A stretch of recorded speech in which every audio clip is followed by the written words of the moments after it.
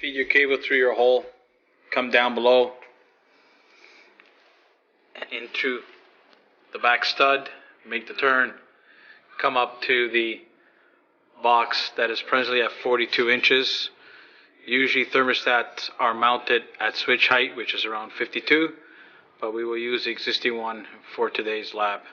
Run another piece of 12-2 wire from that box and come down to the bottom where your baseboard heater will be mounted. This red wire is a 12-2 that's used for baseboard heaters. Strip your cable.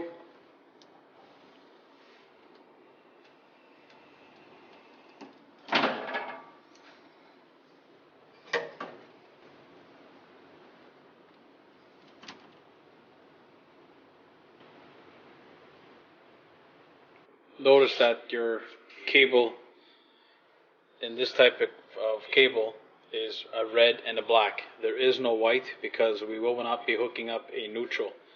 We'll be hooking up this red and black to a double pole breaker. In this case, a double pole 15, because a baseboard heater does not need a neutral. Insert your cable in the panel.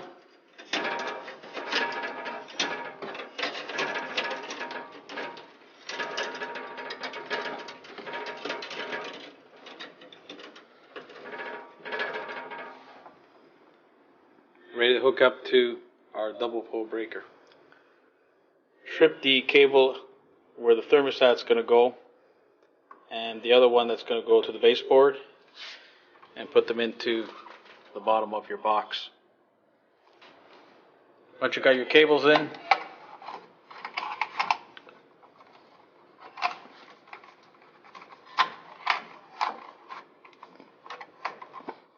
push them in till you see the plastic coming through, like so, and then fasten your ground screws for both wires on the back screws.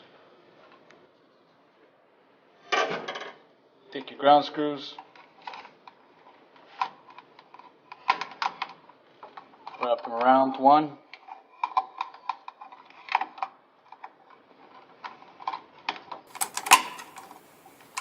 wrap around the other, tighten them up.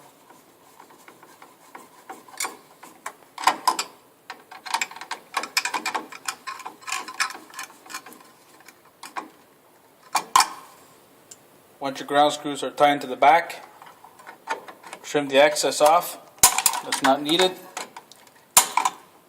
and now you're ready to make a connection to your thermostat. But we will go down to the baseboard and pass the wire into the baseboard first. Baseboard heater we're going to be using in our lab is a 300 watt baseboard heater. The rating is found right here. 240 volts, 300 watts, 1.25 amps.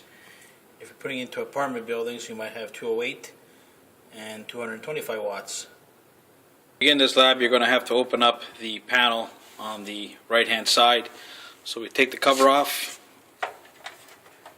by snapping the front off, such as this, and we are going to take off this panel by undoing the screws.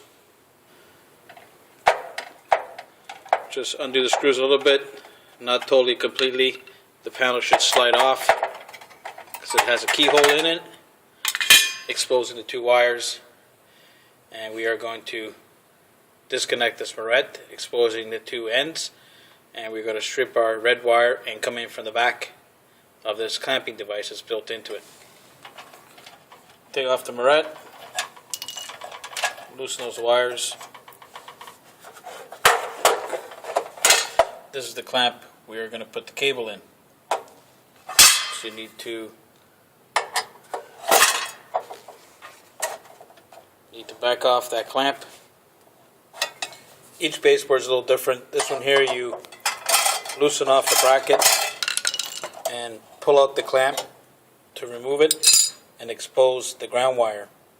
You're going to place the cable here, wrap your ground around, and then put the clamp back on. So you place your cable there. Now you have your ground exposed. you can wrap your ground wire around your screw.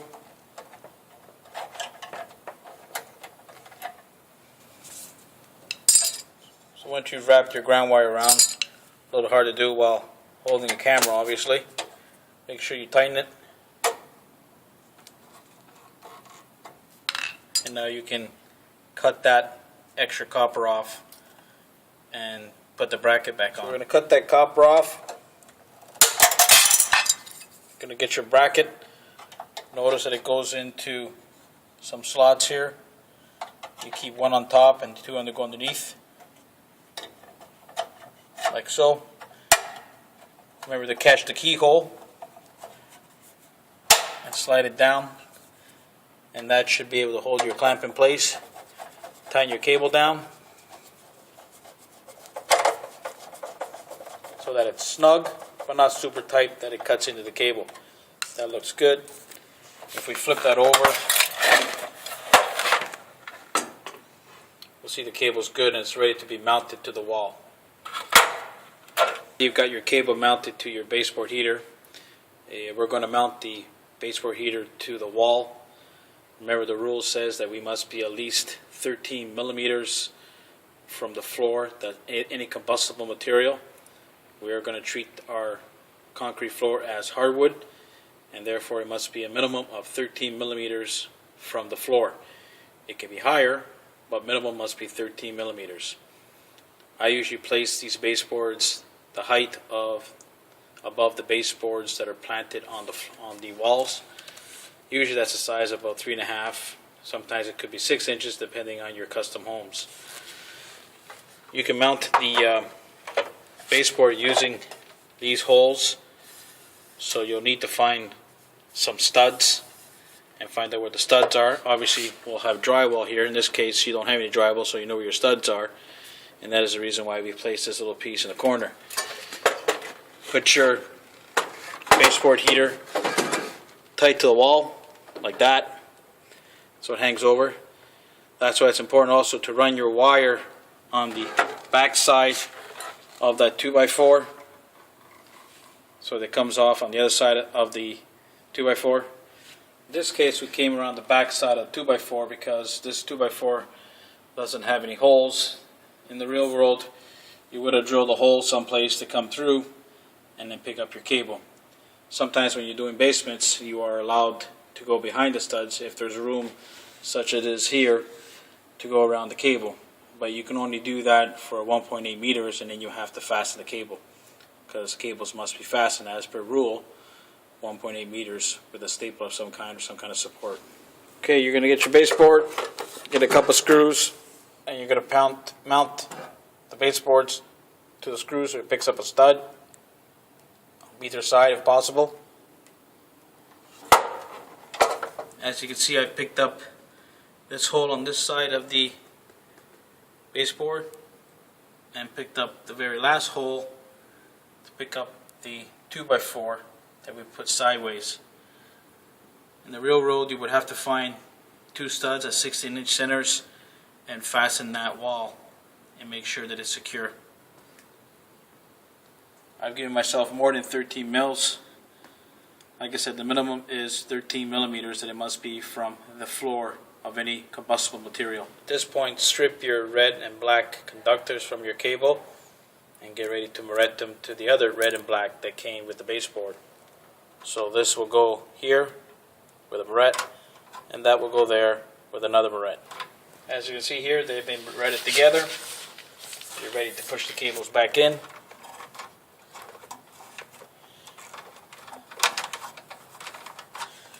And install the cover back on.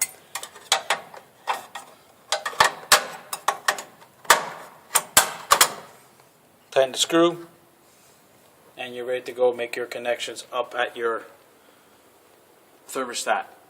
This is your thermostat. It's got two wires on it. You're going to hook up one of the phases from the panel, and the other phase will be read together. I will show you this in the next few slides. Strip all your wires. Make sure you use the 12 gauge on your strippers, because this is a 12-2. If you use 14, you may nick it and damage the wire, and when you twist them together they will break. So now you're going to twist either two blacks together or two reds together. Either one is fine. Twist your wires together.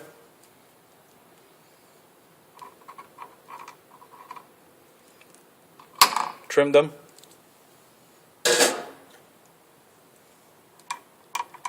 Put a yellow moret on it. You can put a yellow moret on two number 12s.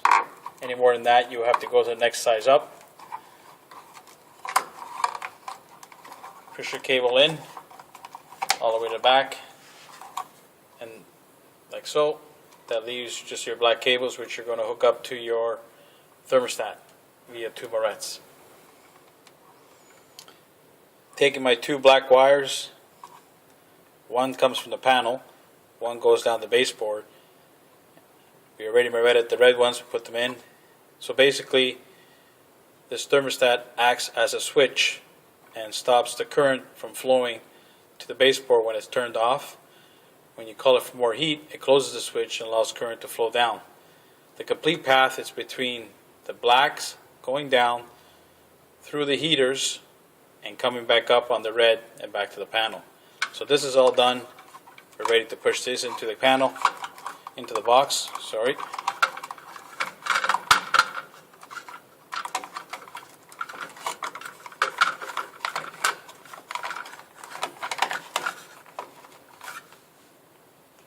And this can be fastened.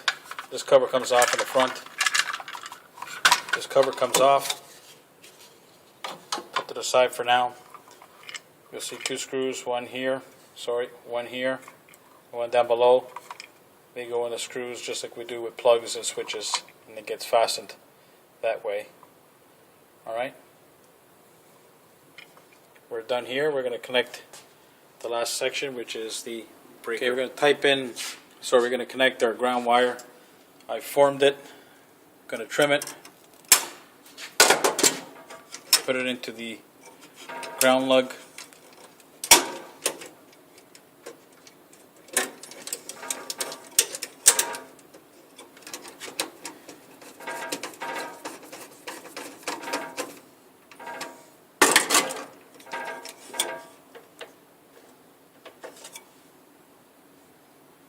Going to form my wires to hook up to my breaker. Trim them. Strip them and get them ready for connection to the breaker lugs. Okay, we've hooked up our red and black on our 2-pole 15. Alright, this is a 12 gauge wire, so technically we could put a 20 amp. What determines what size breaker and what wire you use is your calculation of how much wattage is done on the baseboard. We're hooking up a very small baseboard, but we could hook up many more baseboards in parallel on this 15 amp breaker, and if it was 20, even additional ones. Calculations like this will be done in co-class further on in the course, or when you return to us as an apprentice. So the wires are checked, make sure they're tight. They go down to the cable, which we ran, come across, came up to our built-in thermostat. We go down to our baseboard, and it's wired in. The second part of the lab is to demonstrate how to install a baseboard heater with a built-in thermostat instead of a wall-mounted thermostat that we did in the first part. A built-in thermostat goes in this location. You take this plate out and you replace it with a built-in thermostat. As you can see, the thermostat unit is already built into the plate, and the two wires will once again be connected to one of the colors coming in, either red or black, and joining the existing ones. So in this lab we will leave the reds connected, take apart the black wires and hook these up to the two wires of the thermostat. Now that we've hooked up your black wires to your thermostat, push all the cables in. Try to put them all to one side if possible, because this unit will take up space, and if the morettes are in the way, it won't go in very well. So try to put your morettes to one side or another, or split them between. It is a little tricky to get in.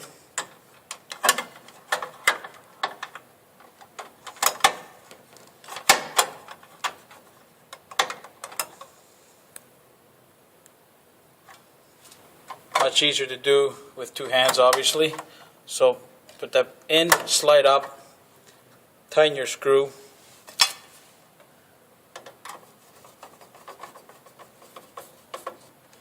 and your thermostat is installed.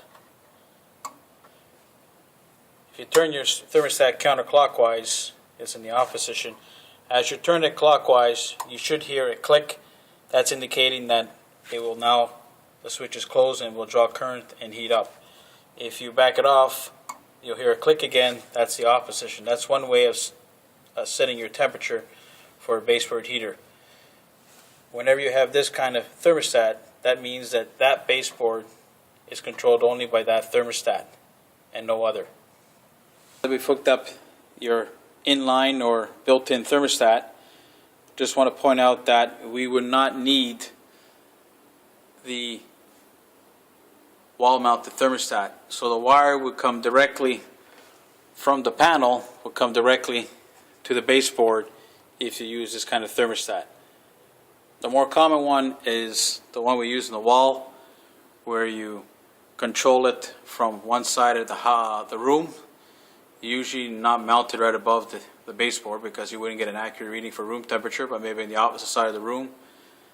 And therefore you can hook up a baseboard here, and from this location you can alternate to other baseboards in the room if required.